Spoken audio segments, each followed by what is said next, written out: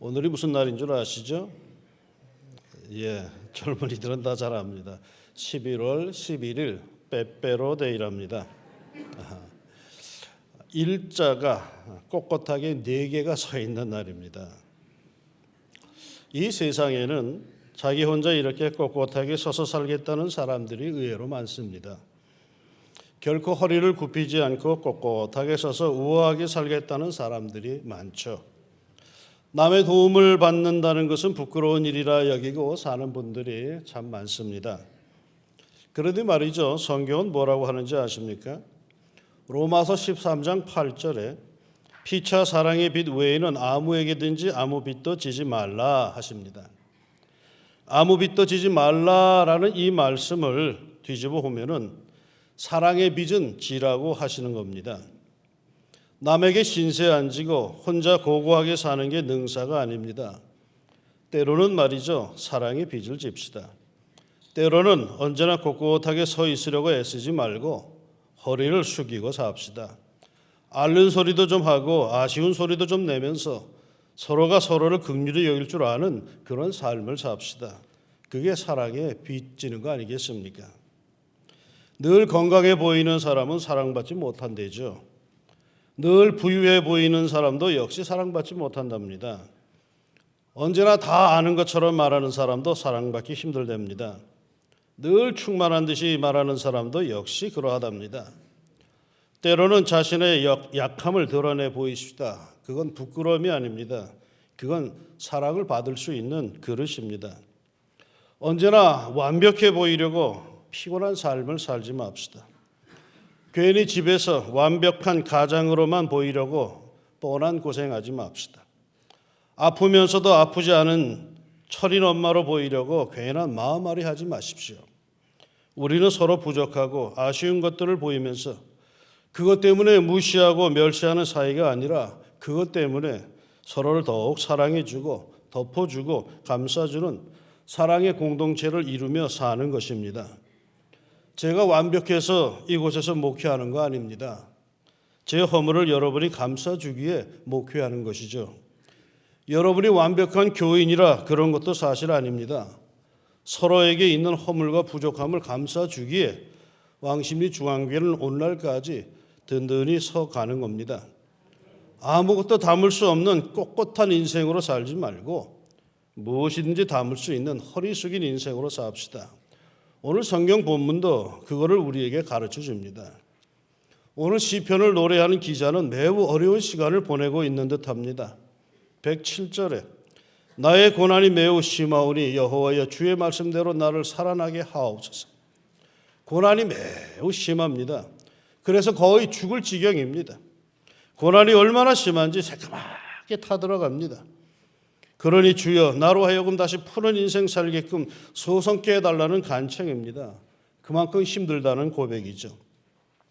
게다가 109절에 보니까 나의 생명이 항상 위기에 있사오니 합니다. 멀쩡한 것 같지만은 겉으로 보기에 남들이 보기에는 괜찮아 보이지만은 실은 내 생명은 언제나 위기입니다. 언제 갈지 모릅니다.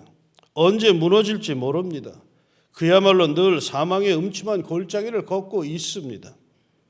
그것도 모자라서 110절에 보니까 악인들이 나를 해하려고 올무를 놓았사오나 해치려고 하는 사람들까지 있습니다. 자기 잘못으로 인한 어려움은 물론이고 이유도 없이 자기를 미워하고 힘들게 하는 사람들까지 있다는 것입니다. 그야말로 한마디로 살기 힘이 듭니다. 그러나 그럼에도 불구하고 나는 그리스도인으로 하나님의 백성으로 살아야 합니다. 이런 어려운 상황에서 어떻게 충실한 하나님의 백성으로 그리스도인으로 살아갈 수 있을까요? 다른 게 없습니다. 오늘 본문에는 반복되는 주제가 있습니다. 주의 말씀은 내 발의 등이요 내 길의 빛이니이다. 여호와여 주의 말씀대로 나를 살아나게 하소서. 나는 주의 법을 잊지 아니하나이다. 나는 주의 법도들에서 떠나지 아니하였나이다. 말씀이 그에게 있어야 합니다. 말씀이 그를 살아나게 하고 바른 길로 인도합니다. 이 세상에서 가장 불행한 사람은 돈이 없는 사람이 아닙니다. 건강이 없는 사람이 아닙니다. 말씀이 없는 사람, 자신의 삶을 향한 하나님의 말씀이 없는 사람이 가장 불행한 사람입니다. 오늘날 이 어려운 현실 속에서 하나님께서 과연 뭘 원하시는지 주의 음성이, 주의 말씀이 없는 사람이 가장 불쌍한 사람이죠. 물이 없어 가란 것이 아니요 하나님의 말씀이 없어 갈하다고 하는 아모스 선지자의 말씀이 맞습니다. 삶이 아무리 힘들어도 하나님의 말씀이 있는 사람은 넉넉히 이겨갑니다. 그러나 말씀이 없는 인생은 하찮은 고통, 별것 아닌 고난이 찾아와도 무너지고 맙니다. 행복한 그리스도인은 물질 축복 많이 받은 이가 아니라 말씀의 축복을 많이 받은 사람입니다. 105절을 보면은요, 주의 말씀은 내 발의 등이요 내 길의 빛이니이다 합니다. 등, 빛, 왜 필요합니까? 그만큼 어둡다는 것입니다. 현실이 어둡다는 것입니다. 길이 안 보인다는 것입니다. 그런데 그 어둠 속에 말씀이 있을 때에 그것이 등이요 빛으로서 내 삶을 인도합니다. 사업이 어렵습니다. 어떻게 해야 좋을지 모르겠습니다 하는 사람이 성경을 뒤적이는 것 바른 자세입니다. 어떻게 무엇을 하며 살아야 할지 모르겠습니다 하는 사람이 성경 말씀에 눈을 고정시키는 것 바른 자세입니다. 자신이 가는 길이 대체 어떤 길로 끝날지, 아니 어느 길을 걸어야 할지 몰라 하는 이가 성경의 밑줄을 그어가면서 읽어나가는 것, 그 지혜로운 모습입니다. 주의 말씀은 우리 인생길의 등이요 빛이기 때문입니다. 이 등과 빛이 또렷한 사람들은 실족하지 않습니다. 비록 어려움 속에 있다 하더라도 길을 찾을 수가 있지요. 사업이 부도가 나가지고 완전 시리에 빠진 이와 상담할 때 그가 이렇게 독백하던 것을 저는 기억합니다. 목사님, 완전히 막혔습니다. 길이 보이지 않습니다. 이 얼마나 절망적인 한탄입니까? 어제 오후에는 한 탈북 신학생이 저를 찾아왔습니다. 진로에 대해 자문을 받고 봐서 왔다고 합니다. 이제 졸업인데 나갈 길이 막막하답니다. 어찌해야 할 바를 몰라서 답답한 심정으로 기도원에 올라가 엎드려 기도하며 말씀을 묵상하고 또 묵상을 했답니다. 며칠 전 요한복음 17장을 읽는데 순간 그 말씀이 자기에게 명하더랍니다. 탈북자들을 위해서 교회를 개척해라, 준비해라. 그 순간 자신에게는 아무것도 없음에도 불구하고 그토록 행복해질 수가 없더랍니다.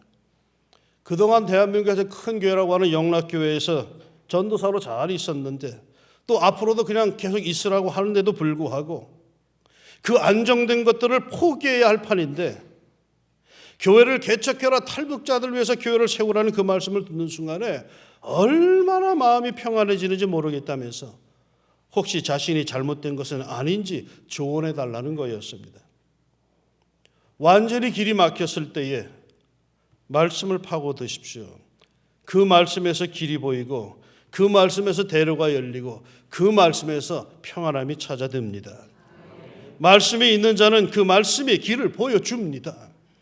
그러기에 우리는 모두 마지막 절을 오늘 우리가 주목해야 할 겁니다. 내가 주의 율례들을 영원히 행하려고 내 마음을 기울였나이다. 어디에 기울였다? 하나님의 말씀에 기울였다라는. 여러분, 기울인다는 것은 어떤 의미인 줄 아시죠? 기울인다는 것은 말이죠, 신뢰를 의미합니다. 자신의 인생 주님께 기울였습니다. 주께서 받쳐주지 아니하시면 자기는 넘어지고 만다는 결단입니다. 어차피 힘든 인생 주님께 기울입니다. 길도 보이지 않는데 주님께 기울입니다. 주께서 받쳐주시면 나는 넘어지지 않을 것이요, 주님께서 외면하시면 내 인생은 쓰러지고 맙니다 라고 하는 절대적인 주님에 대한 신뢰입니다. 나의 생명이 위경에 있사오니 나는 주의 법을 잊지 아니하나이다. 항상 위태로운 지경입니다. 그대로 놔두면 쓰러지고 마는 지경입니다. 이토록 위험한 지경에 있지만 나는 주님의 말씀 그 법을 잊지 않고 있습니다. 믿고 있습니다. 그러니 나를 붙들어 주십시오 하는 기대감과 믿음이 그에게 있습니다. 요즘 많이 어려우시죠? 마음을 주님께 기울입시다. 내 인생을 바쳐주리라 하는 믿음으로 우리 주님께 우리의 마음을 기울입시다. 그러면 주께서 붙들어 주실 겁니다. 시편 22편 5절에 이런 말씀이 있습니다. 그들이 주께 부르짖어 구원을 얻고 주께 의뢰하여 수치를 당하지 아니하였나이다. 마음을 주님께 기울이는 사람, 주님의 도움을 바라는 사람, 수치를 당하지 않을 줄로 믿습니다. 둘째로, 기울인다는 것은 그 자기를 비우는 것을 뜻합니다. 자기 안에 가득 차 있는 것을 다 쏟아버리는 거죠.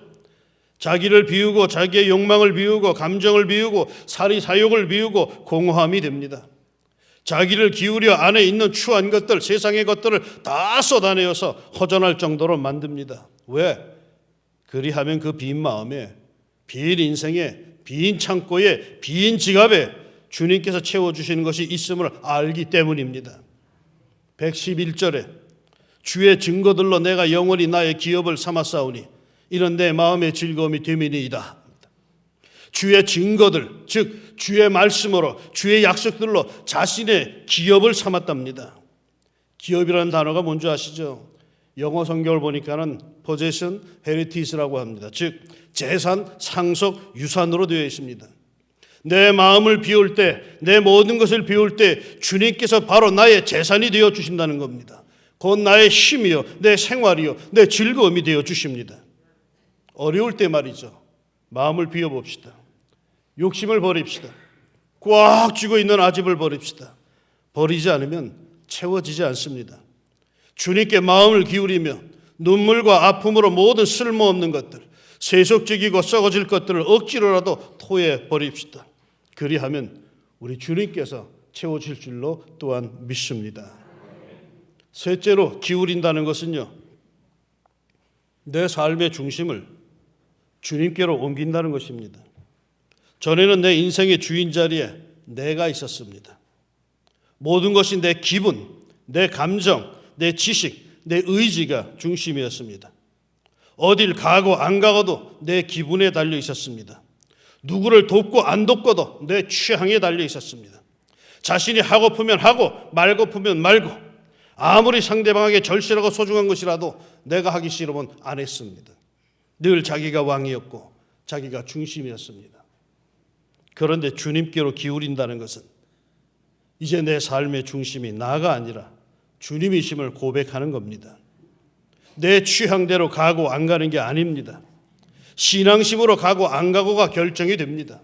내 감정대로 돕고 안 돕고가 결정되는 게 아닙니다. 내 믿음의 정도에 좌우됩니다. 이제는 내 모든 삶의 중심은 주님이십니다. 삶의 중심이 옮겨간 거죠. 이제야 명실공히 예수님이 내 삶의 주인님, 주님이 되신 것입니다. 그리고 나는 이제 그 주님께 기대지 않으면 살 수 없습니다. 이런 복음서가 아시죠? 오, 주 없이 살 수 없네. 오직 주께만 구원 있네.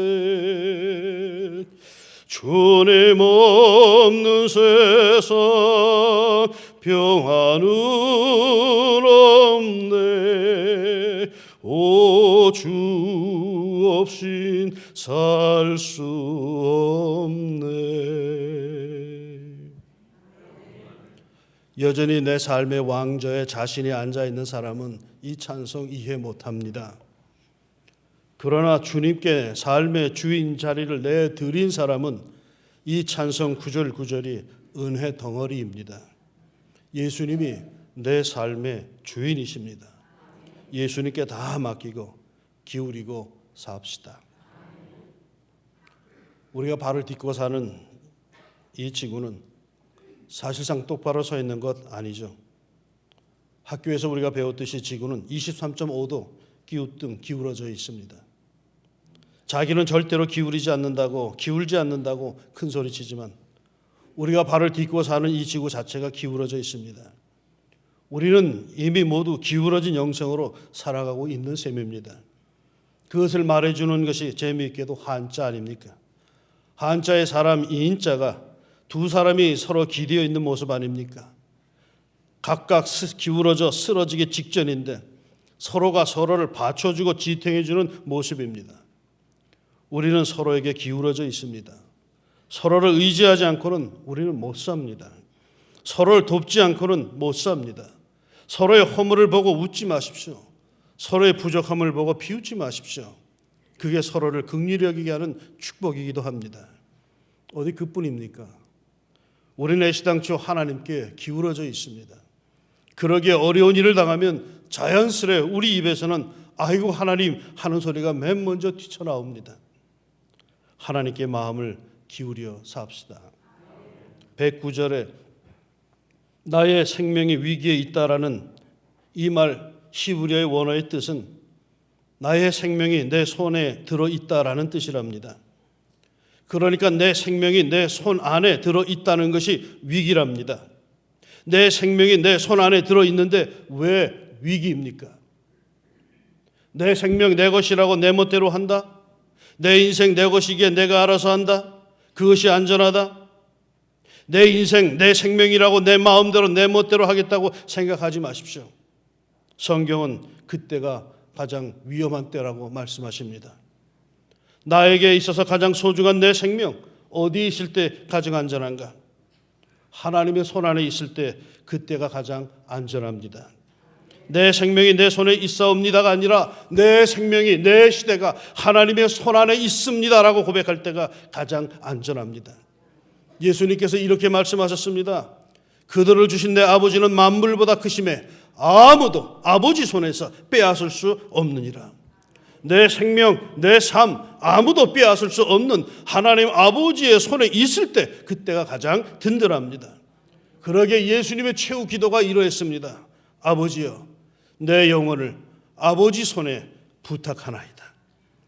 나는 여러분의 영혼, 여러분의 삶이, 여러분의 생업이 여러분 자신의 손에 있지 않고 하나님의 손 안에 있기를 진심으로 소망합니다.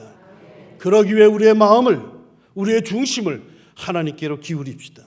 아버지 손에, 하나님 손에 맡깁니다라고 말만 할 것이 아니라 실제로 맡겼다라는 것을 보여주면서 합시다.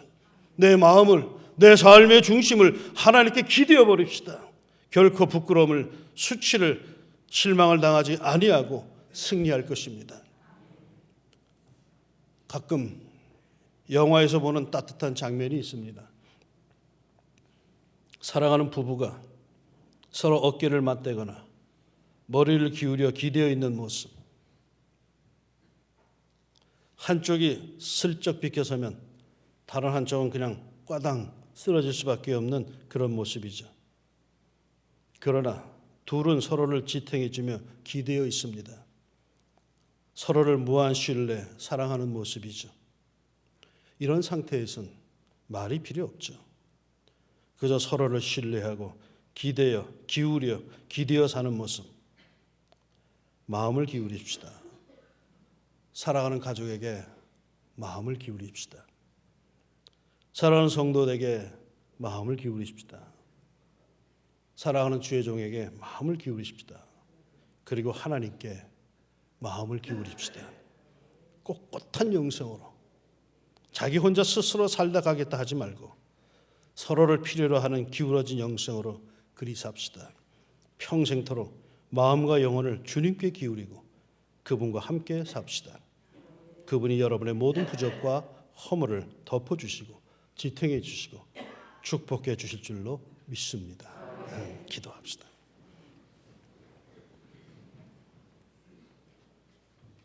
허물 많은 저희들 아닙니까?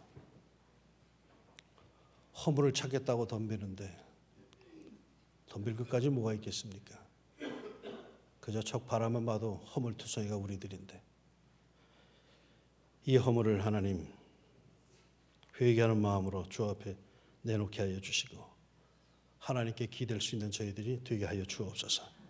성경을 우리에게 일러주기를 어떠한 죄라 할지라도 회개하며 기대에 올 때 하나님께서는 그를 맞이해 주신다고 약속하셨습니다.